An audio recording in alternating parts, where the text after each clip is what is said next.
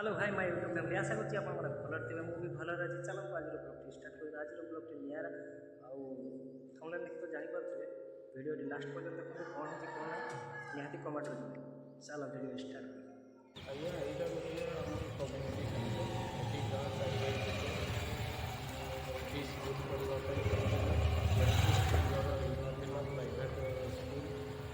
ତାପରେ school committee ଆଉ school management ଯିଏ କରିଥିଲେ ସେ କହିଲେ କି ଆମ ସ୍କୁଲ ବ୍ଲଡ୍ ହେଲା ପରେ ଆମେ ଆମ ନିଜସ୍ୱ ଜାଗାରେ କରିବୁ, କିନ୍ତୁ ତାହା ନକରି ସେମାନେ ଏଇ ଜାଗାରେ ସେମାନେ ଖାଲି ଲେଆଉଟ୍ ଦେଇ ଏଠି କଟାକଟି କରୁଛନ୍ତି। ଆଉ ବହୁତ ଜବରଦସ୍ତ କରିବା ପାଇଁ ସେମାନେ ଆକ୍ସନ୍ ନେଇଛନ୍ତି। ଆଜ୍ଞା ମୁଁ ତାଙ୍କ ନିଜସ୍ୱ କୋର୍ଟ ଅଛି ମା ବାସନ୍ତୀ ଦେବୀ ଗାନ୍ଧୀ।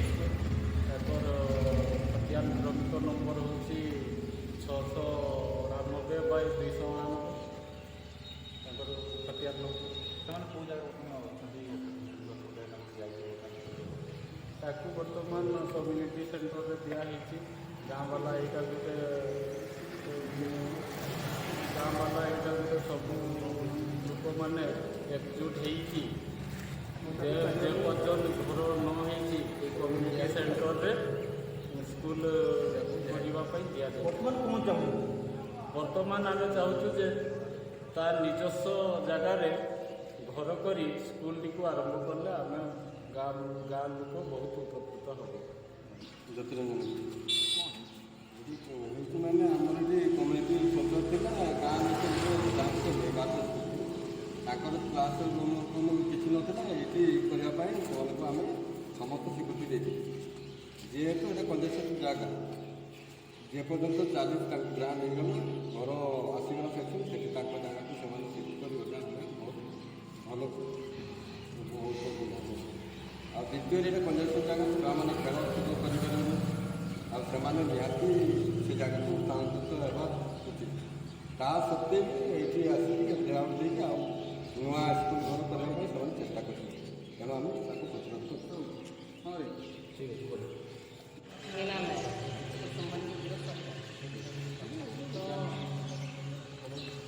ମୋତେ ଏଠି ଡାକିଥିଲେ ଗାଁ ଲୋକ ଯେ ଏଇଟା ତ ଆମର କମିଟି ସେଣ୍ଟରଟା, ତେଣୁକରି ତାଙ୍କ ଜାଗାରେ ଯଦି ଆମର ହାଇସ୍କୁଲଟା ହେଇଥାନ୍ତା ତାହେଲେ ଆମର ଗାଁ ଲୋକ ଉପକୃତ ହେଇଥାନ୍ତେ।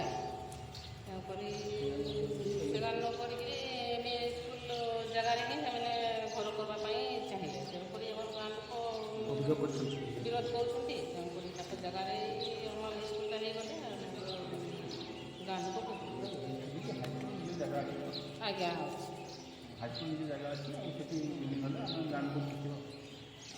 ସେଠି ବିଲ୍ଡିଂଟା ହେଇଗଲେ ଆମ ଗାଁ ଲୋକ ଖୁସି ହେବେ। ତେଣୁକରି ତାଙ୍କ ନିଜସ୍ୱ ଜାଗା ଅଛି, ତେଣୁ ସେଇ ଜାଗାରେ ହିଁ ହେଲେ ଆମେ ଖୁସି ହେବୁ। ମାନେ ତ ଜାଣିପାରୁଥିବେ ଭିଡ଼ିଓ ଦେଖି କେମିତି କିସ ହେଲା, ଆଉ କେଉଁଟା ଠିକ୍ କେଉଁଟା ଭୁଲ ଆପଣମାନେ କମେଣ୍ଟରେ ଜଣାଇବେ। ଦେଖା ହେବ ନେକ୍ସଟ ବ୍ଲଗ୍ରେ।